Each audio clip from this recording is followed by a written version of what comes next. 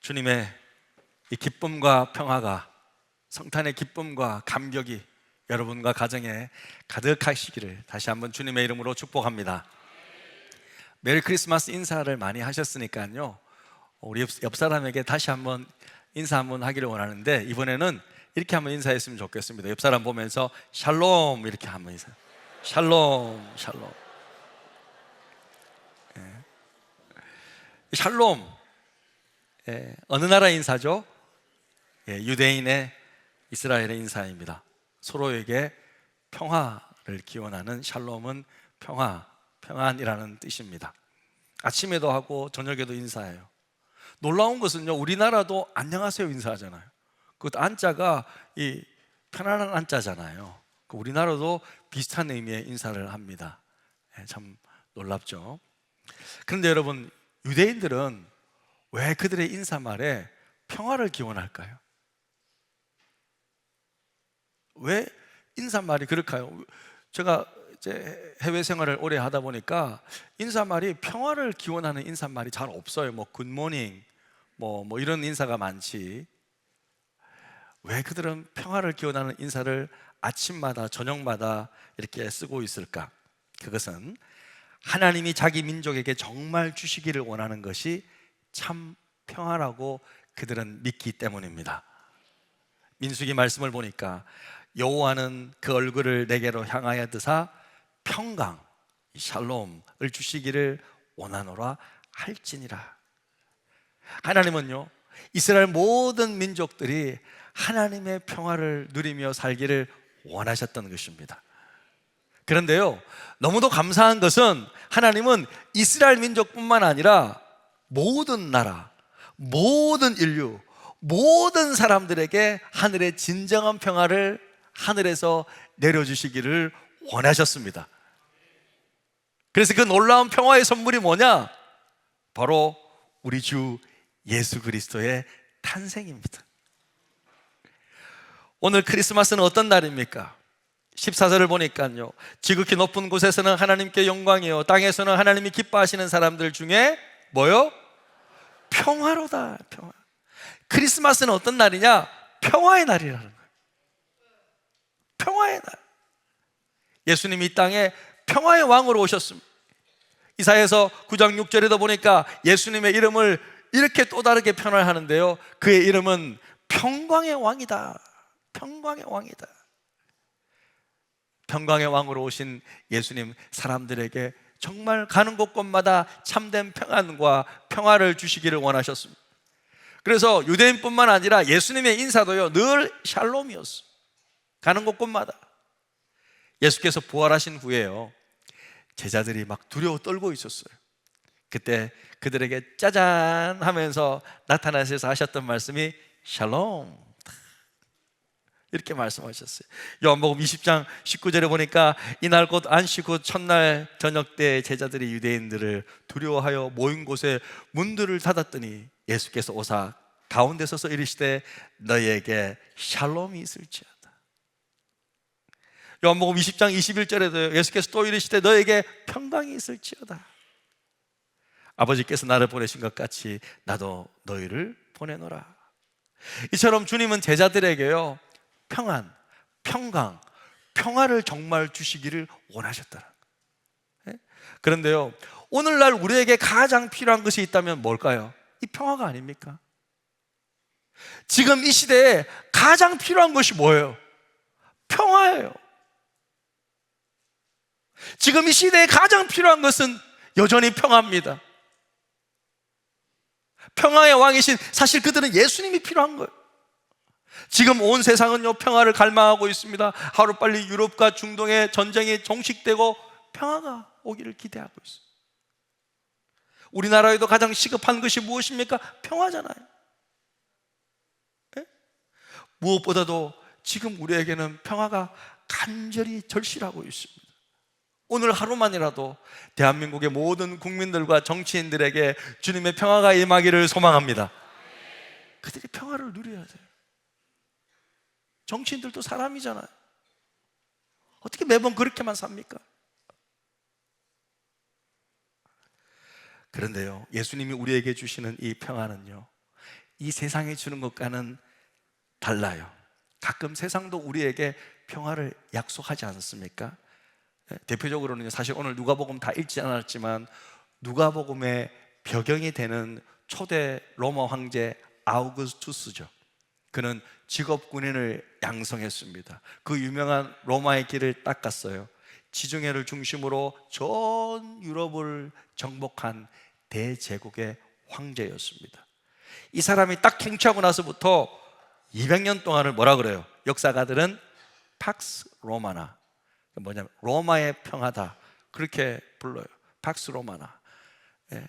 한 200년 동안을 평화의 시대라고 부르는데 참 평화로운 것처럼 보였습니다. 그런데 이 평화는 여러분, 진정한 평화라기보다는요, 억압된 침묵이었어요. 왜요? 입 뻥끗하면 로마로부터 그냥 짓밟히는 거예요. 예? 황제 아래 수많은 사람들이 고통으로 신음하고 죽어갔습니다. 하지만 겉으로는요, 로마의 권세 앞에 입을 열지 못하기 때문에 온 세상이 평안한 것처럼, 고요한 것처럼 보였던 거예요. 양들의 평화가 아니라 양들의 침묵이었어요. 지금 북한과 제가 볼 때는 좀 비슷한 그런 분위기입니다. 하지만 주님이 주시는 평화는요, 세상이 주는 평화와 다릅니다. 힘으로 누르는 강압적인 평화가 아니라 사랑과 희생으로 일궈내신 온전한 평화입니다. 이처럼 여러분, 진정한 평화는요, 정치인들의 권력의 힘이 통해서가 아니에요. 섬김과 희생으로 이루어지는 것입니다. 그럼 주님께서 이 땅에 주신 평화가 어떤 평화냐? 어떤 평화냐면요, 우리가 지금 말씀 듣고 있듯이 그렇습니다. 하나님과 인간 사이의 평화입니다. 예수께서 이 땅에 오심으로 인해 하나님과 인간 사이에 원수되었던 단절된 관계가 회복되었고 진정한 평화의 문이 열렸습니다.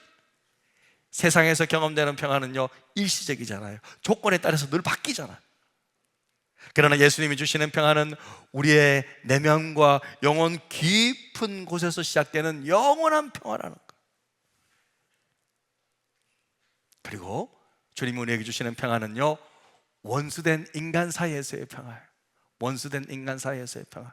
그러니까 여러분, 주님이 주시는 평화를 십자가를 생각하시면 돼요. 십자가가 어떻게 되어 있어요? 이렇게 가로랑 세로랑 이렇게 되어 있죠.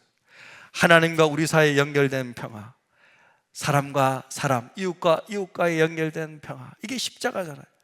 하나님 사랑, 이웃 사랑, 이게 십자가란 말이에요.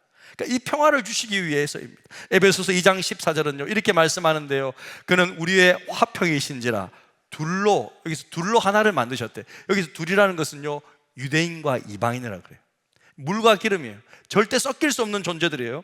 자, 그는 우리의 화평이신지라 둘로 하나를 만드사 원수된 것, 곧 중간에 막힌 담을 자기 육체로 허시고. 예수님은 여러분, 유대인과 이방인을 완전히 자기 육체로 십자가로 허물어서 교회라는 하나의 공동체를 만드셨어요. 그들은요, 서로 짐승처럼 여겼어요. 절대 섞일 수 없는 사람들입니다. 유대인과 이방인이 하나 될 수 있게 되었다면 지구상에 하나 되지 못할 사람이 아무도 없습니다. 세상 사람들은요, 늘 분열하고요, 갈등을 조장합니다. 남녀를 구별하고, 세대를 구별하고, 지역을 구별하고, 학력을 구별합니다. 하지만요, 예수 믿는 우리에게는요, 그런 거 없습니다. 우리 모두는 형제 자매입니다. 따라해 봅시다. 우리는 가족입니다. 옆 사람에게 이렇게 한번 소리, 좀 뻘쭘해도 처음 만났지만 한번 보시면서 우리는 가족입니다 한번 인사해줘. 우리는 가족입니다. 우리는 가족입니다. 여러분요, 우리는 가족이에요. 우리 모두는 형제 자매예요. 우리에게는요, 경상도 전라도 그런 거 없습니다. 우리는요, 야당 여당이나 선을 딱 긋고 싸우는 그런 사람들 아니에요. 우리는요, 청년이나 노년이나 구별하지 않습니다. 우리는요, 봉천이냐 은강이냐 이제 그 소리 안 하더라고요. 그런 거 없습니다. 우리는 오직 지구촌밖에 없는 거예요.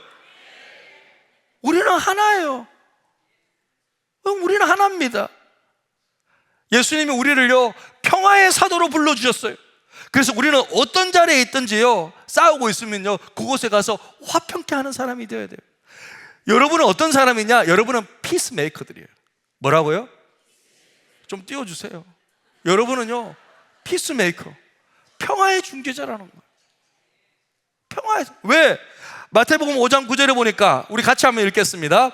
화평케 하는 자는 복이 있나니 그들이 하나님의 아들이라 일컬음을 받을 것이며. 그래서 여러분, 우리가 말을 전달할 때는 어떤 사람은요, 어떤 말을 딱 듣잖아요. 누군가에 대한 이야기를 듣잖아요. 그러면요, 좋은 이야기 한 거는 딱 말 안 하고요, 나쁜 거, 야, 걔가 나한테 이런 이야기 하고 있어, 나쁜 것만 이야기하는 사람이 있어요. 좋은 것도 많이 했는데, 다 좋은데 이거 하나는 조금 별로인 것 같아. 예? 목사님에 대해서도 좋은 이야기 많이 했거든요. 그 사람 참 뭐 재미있고 뭐 이렇게 하고 막 다 했는데, 나중에 가서는 아, 그 사람 웃기는 사람이래, 이렇게 이야기해요. 어감이 이상하잖아. 그러니까 여러분, 저는요, 어떤 이야기를 들으면요, 저는 그렇게 해요. 그 수많은 이야기 가운데 나쁜 이야기는 잘 전달 안 해요. 좋은 이야기 한 것만 전달해줘요. 왜? 그건 거짓말이 아니잖아요. 네? 좋은 이야기 해주셨거든요. 그 좋은 이야기 해줘요. 제가 뭐 과장하고 포장하고 그런 사람은 아닙니다. 근데 내가 들은 수많은 이야기들 가운데 그분에 대한 좋은 이야기만 해드린다. 그렇게 하면요, 네? 평화의 사도가 될 수 있어요. 우리는 피스메이커 역할을 할 수 있어요. 주님이 우리를 그렇게 불러주셨어요. 최근에 어떤 한 집사님 가정이요, 싸웠는데 뭐 때문에 싸웠냐? 정치 이야기로 싸운 거예요. 와, 여야야 지금. 우리는 지금 여야야 지금 첨예하게 눈치만 보고 있는 거예요. 지금 제가 지금 누구냐 지금 뭐 이렇게 여야야 지금. 근데 이제 저하고는 좀 친분이 있으니까, 남자 집사님 막 분노가 나서 참을 수가 없었다는 거. 목사님요, 우리 와이프가 몰라가지고요, 미치겠어요. 목사님 좀 설교 시간에 이야기해 주시면 안 돼요? 야, 이분이 진짜 진짜 그렇게 말하시더라고요. 근데 여러분, 우리가 지금 정치 이야기 해봤자 답이 있습니까? 답이 있어요? 지도자 한 명 물러난다고 다 해결돼요, 여러분? 또 문제가 또 생길 거고요, 또 생길 거고요. 여러분, 답 없어요. 지금 답 없어요, 여러분. 참 평화는 여러분, 인간이 만드는 것 아니에요.